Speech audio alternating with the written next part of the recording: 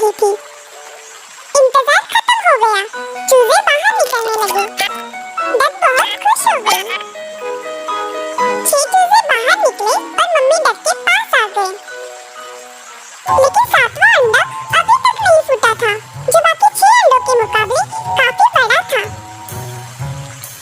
ये अंडा काफी बड़ा है, शायद इसीलिए ज्यादा समय ले रहा है। कोई बात नहीं, इंतजार का फल मीठा होता है। इसमें से जरूर एक खूबसूरत चूजा बाहर आएगा। आखिरकार 7वां अंडा फूटा। मम्मी डक और चूजे खुश हो गए, लेकिन उनकी खुशी ज्यादा देर तक नहीं टिक सकी। 7वें अंडे से निकला चूजा बेहद अजीब था, जो बिल्कुल उसके भाइयों की तरह नहीं था। मम्मी डक नाराज हो गई, लेकिन आखिरकार एक माँ थी, इसलिए उसने उसे अपने पास ले लिया। लेकिन छोटे चूजे उससे दूर रहने लगे। तुम हमसे अलग हो, तुम बहुत बदसूरत हो, हमारे पास मत आओ। ये सुनकर अगली डकलिंग को बहुत बुरा लगा। वो नाराज हो गया।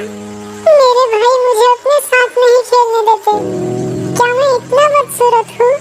कुछ दिन बीत जाते हैं, सारे डकलिंग्स बड़े हो जाते हैं, फिर भी उनकी अगली डकलिंग से नफरत कम नहीं होती। तुम्हें एक बार कहा ना कि हमारे पास मत आओ, तुम बहुत बदसूरत हो, जाओ यहाँ से। ऐसा नहीं बोलते, वो तुम्हारा भाई है। माँ, मेरे सब भाई मुझसे कब प्यार से बात करेंगे? अरे कोई बात नहीं बेटा, एक दिन जरूर ऐसा आएगा जिस दिन उन्हें उनकी गलती का एहसास होगा। तभी अचानक वहाँ एक शिकारी आता है। शिकारी मम्मी डक को पकड़ के ले जाता है। एक माँ ही थी जो मुझसे प्यार करती थी। अब यहाँ रहकर क्या फायदा? मुझे यहाँ से जाना चाहिए। ये सोचकर अगली डकलिंग वहाँ से निकल जाता है। रास्ते में उसे अन्य पक्षी भी नजर आते हैं, लेकिन वो भी उसे भगा देते हैं। अगली नाराज होकर वहाँ से चला जाता है। मैं कितना बदसूरत हूँ, शायद इसीलिए मुझे कोई नहीं अपनाता। लगता है मेरे नसीब में अकेले रहना ही लिखा है। मौसम भी अगली के खिलाफ हो जाता है। सर्दी के मौसम से बचने के लिए वो खुद को एक गुफा में छुपा लेता है।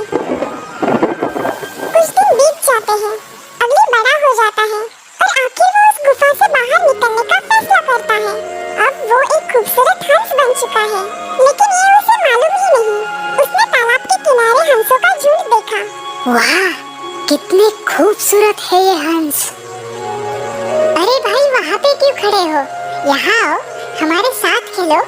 ये सुनकर अगली को विश्वास ही नहीं होता। वो खुशी के मारे तालाब के किनारे चले जाता है। तालाब के पास पहुँचते ही वो पानी में अपना प्रतिबिंब देखता है। अरे वाह, मैं तो बिल्कुल एक हंस की तरह दिखता हूँ। इसका मतलब मैं एक हंस हूँ। खुशी खुशी अगली हंसों के झुंड में शामिल हो जाता है। सभी हंस उसे खुशी से अपना लेते हैं।